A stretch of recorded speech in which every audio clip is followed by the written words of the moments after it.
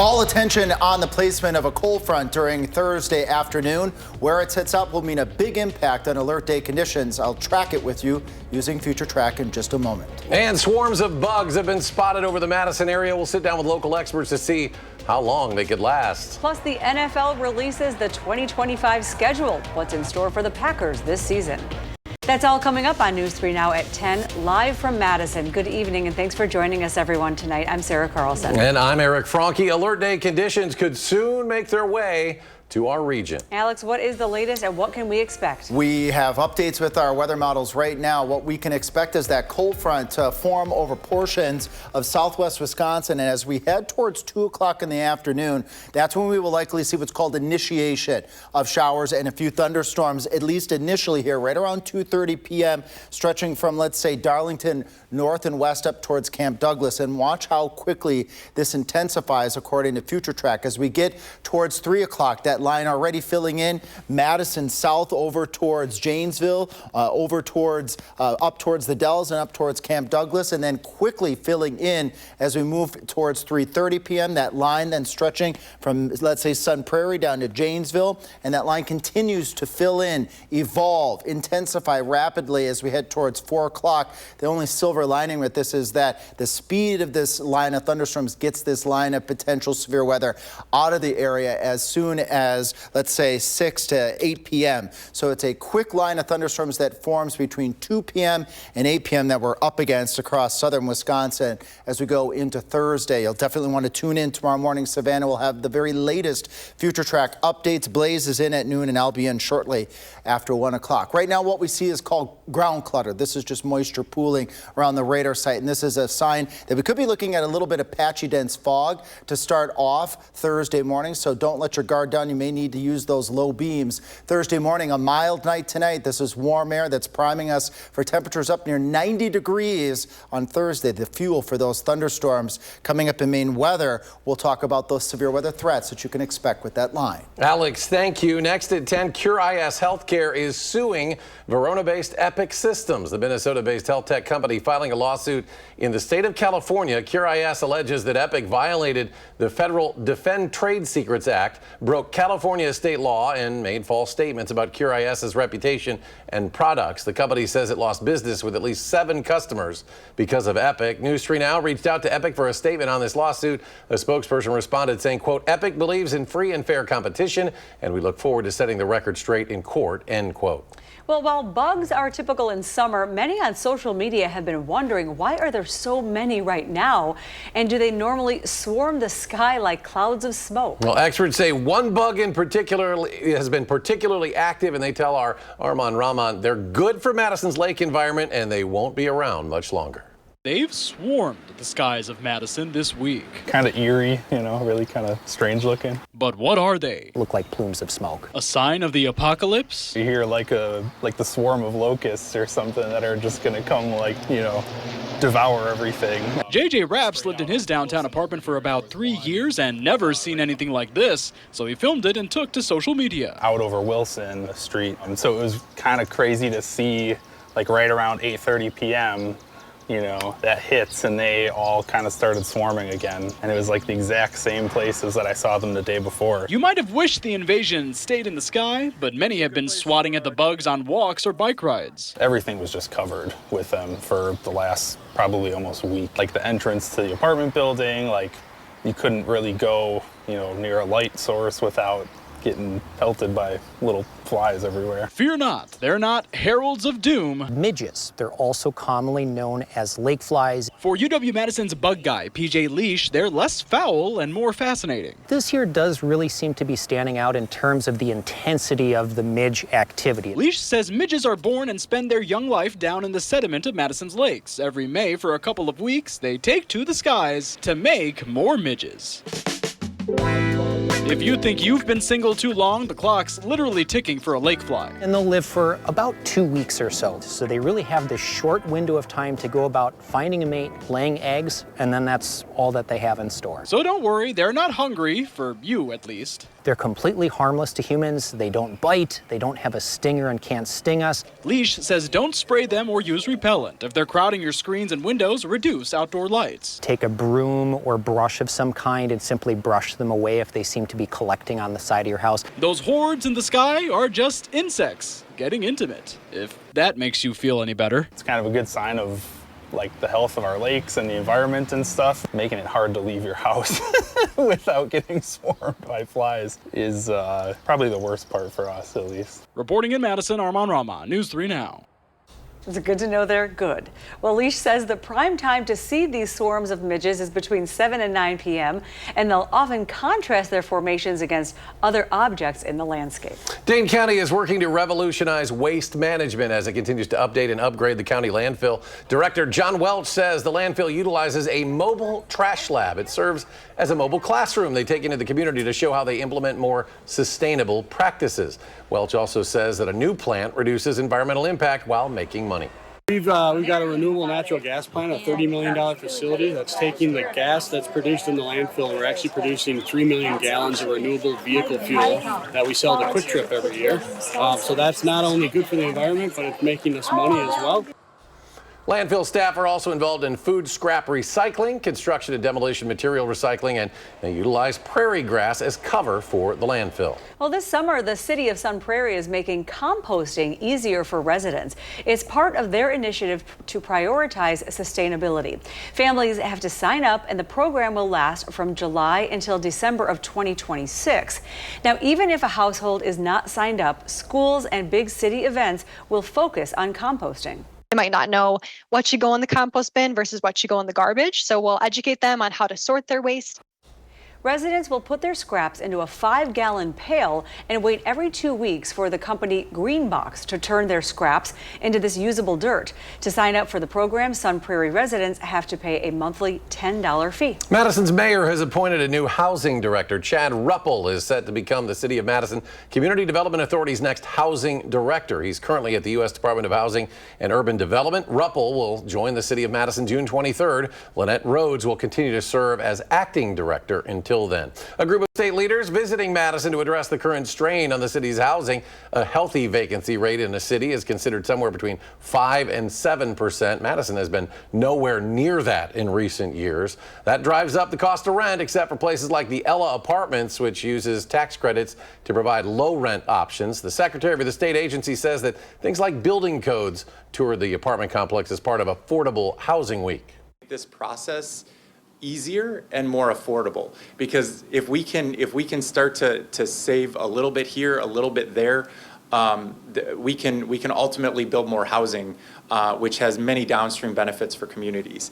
The Department of Safety and Professional Services says the state is looking to update building codes to support that housing growth. Well, tonight, the Green Bay Packers learned their entire schedule for the upcoming NFL season. And our sports director, Zach Hanley, joins us now to break down the schedule release. Zach.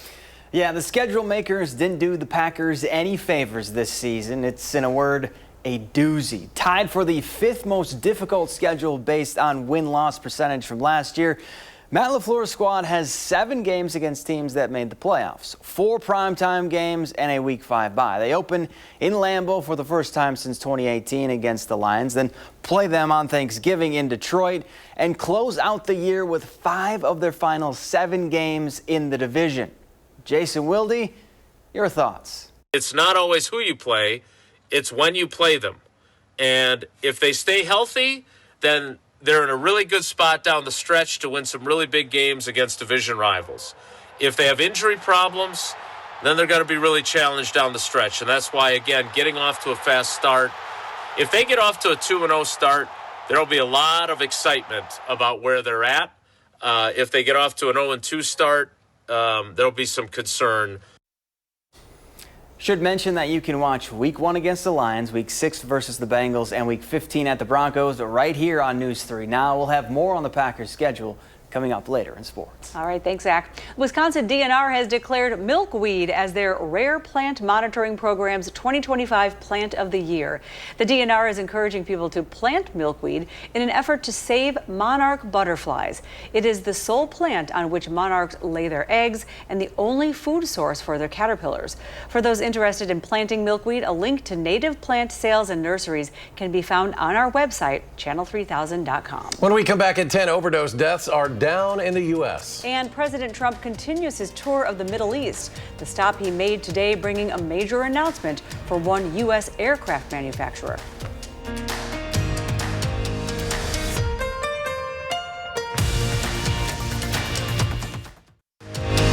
You're watching News 3 Now at 10. Drug overdose deaths are down significantly in the U.S. Yeah, that's right. Data from the CDC finds there were 30,000 fewer overdose deaths in 2024 compared to the previous year. And that equates to a 27% drop. The 80,000 plus overdose deaths last year is the lowest level in 5 years as well. Data shows synthetic opioids, primarily fentanyl, continue to be involved in the most deaths. However, those fell at an even steeper rate, 37%. Sean Diddy Combs' former girlfriend continued her testimony as the music mogul's trial entered its third day. The prosecution introducing new disturbing video evidence from the star witness. A visibly pregnant Cassie Ventura testified that Combs ruined her 29th birthday by pressuring her into a drug-fueled sex marathon that night and would often threaten to release videos of their many encounters if she did not comply. The defense is arguing Ventura was a smart and capable woman who chose to participate in what Combs viewed as consensual sexual encounters. Well, President Trump continues his travels to the Middle East. His visit to Qatar included brushes with camels and a major announcement involving Boeing. Tyrion Small has more.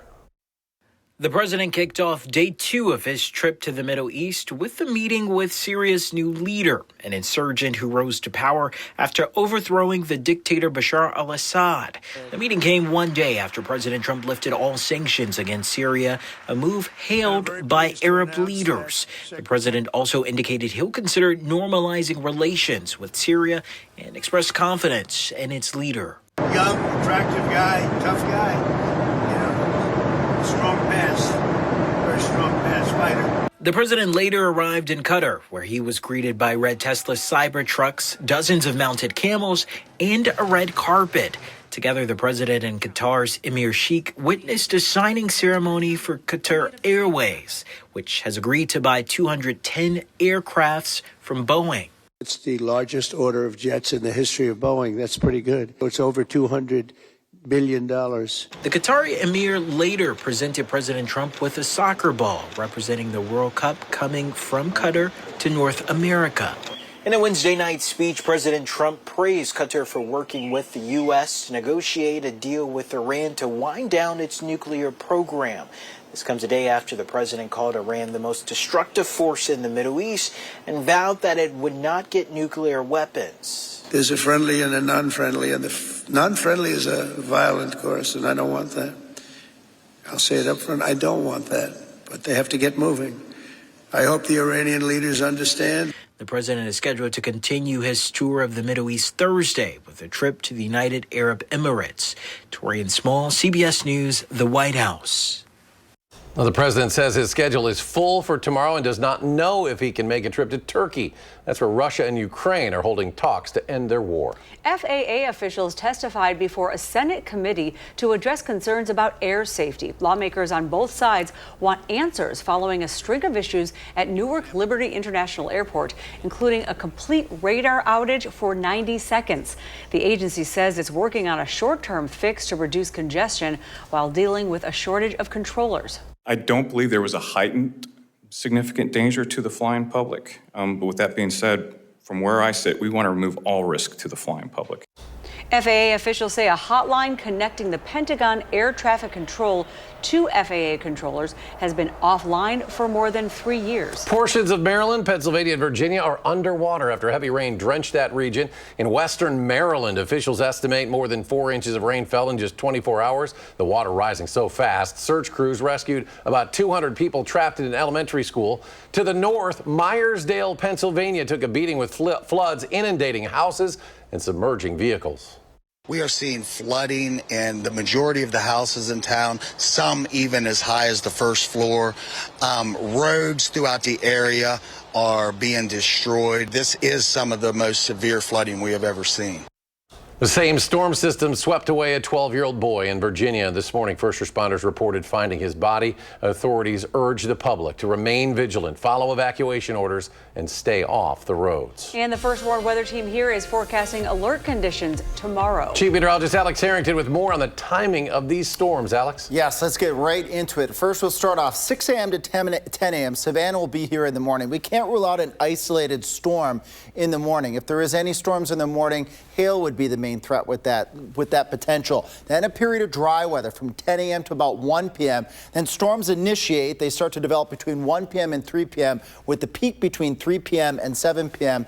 I say this, the only silver lining with tomorrow, as it looks like right now, is that this threat is very quick and out of here by the time we get to approximately 8 o'clock. Let's track it together here, folks. As we go towards 2 o'clock, a cold front stretching from northwest to southeast across southwest Wisconsin. Notice one lone shower here over portions of Lafayette County. But as we step forward, just 30 minutes, those showers and thunderstorms start to become more widespread, getting into Dane County, over towards Greene and Rock counties. I expect it to fill in as well from Camp Douglas to the Dells. As we step forward another half hour, the line continues to evolve, intensifying rapidly as it moves off towards the east.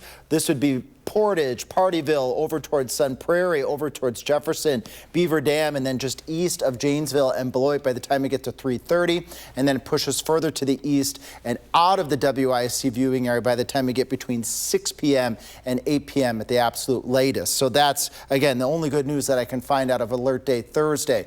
There's another possible scenario. Same timing, same threats, but if the storms fire over the Madison area first, meaning they don't initiate until they get to Madison, then that severe weather threat would be pushed more towards the north and towards the east. That is a distinct possibility. But regardless, the threats are very large hail, a couple of tornadoes. 1 or 2 of those tornadoes could be on the strong side, and damaging winds. We can't rule out an isolated storm with damaging winds in excess of 70 to 80 miles per hour.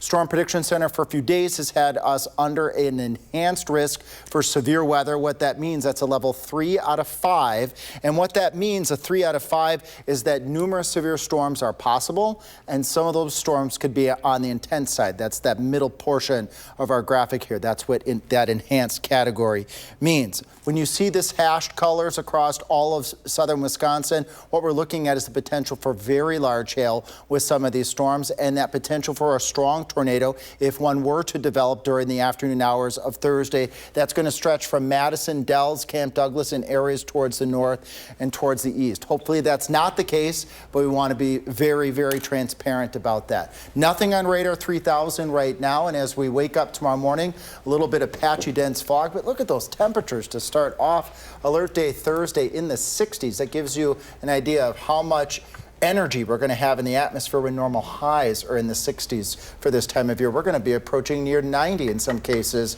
on Thursday. A few more storms on Friday, and then we can take a breath as we head towards the weekend. But have all modes of severe weather communication available tomorrow. Savannah's here tomorrow, Blaze is here tomorrow, and I am here tomorrow. And all hands on deck. All hands on deck. All right, thank you, Alex. You're right, man. The schedule is a doozy for the Packers. Schedule's a doozy, and the Brewers finally found their bats. They found some runs. Win and lost, right? Well, coming up in sports, the Brewers back in the win column thanks to one man, Rhys Hoskins, how he willed the crew to victory in 5 runs. That's next on News 3 Now.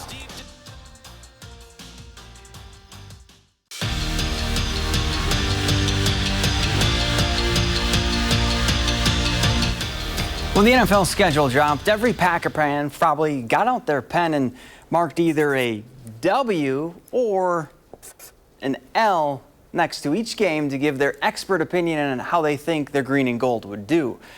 But they probably stopped in their tracks along with Matt LaFleur when they noticed when the bye week is. Week 5. Then after that, it's 13 straight games, including 5 of the final 7 against the NFC North and 3 of the final 4 on the road. An early bye surely is not ideal. You want it in the middle of the season. And even though coaches always love to say, oh, the bye comes at a perfect time, I don't think this comes at a perfect time. And you know, you're going to get a mini bye after you play Washington. You don't really need a mini bye after 2 games, and you definitely don't need a bye week in full after 4 games. So that did not. I'm guessing. I did not talk to Matt LaFleur yet tonight, but I'm guessing that he's not super happy about the way that played out. Well, the tradition of winning continued this season for Whitewater baseball. The Warhawks not only won the WIAC regular season crown, but took home the league's tournament title. Well, what's next? Regionals in Michigan. After coming 1 win short from claiming the program's 3rd national championship last year, this group has been focused on one thing all season long: finishing the job this time around.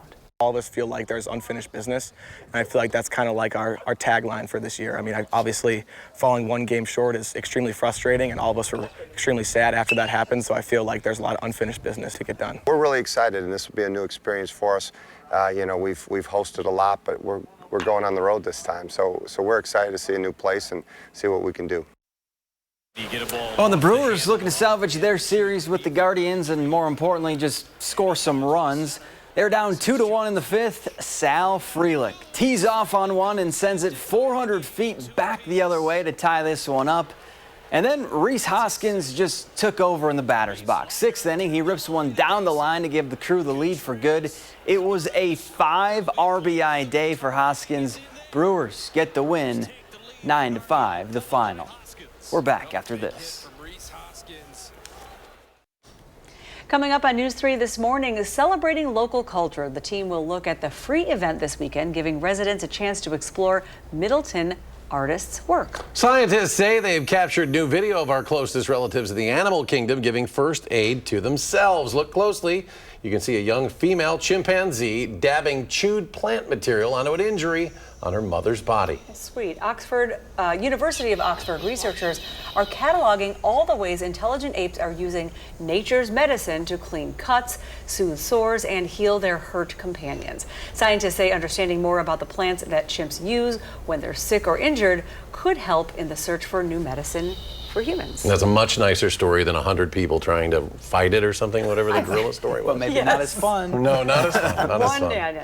Alex has some serious business we're keeping an eye on tomorrow. Yeah, tomorrow could be a very busy day for southern Wisconsin. You're going to want to tune in immediately tomorrow morning to get the very latest future track projection from Savannah. We could have an isolated storm in the morning, but all attention really turns between about 2 p.m. and 8 p.m. Blaze and I will be here tracking a cold front moving through southern Wisconsin. That cold front is expected to ignite a line of narrow but intense severe thunderstorms and rapidly move across the area as we go into the afternoon hours. The good news is that that threat ends at 8 p.m. So tune in tomorrow morning. Savannah will have the very latest Blaze, and I'll be here in the afternoon. All right. Thanks for joining us for News 3 Now at 10. Have a good night.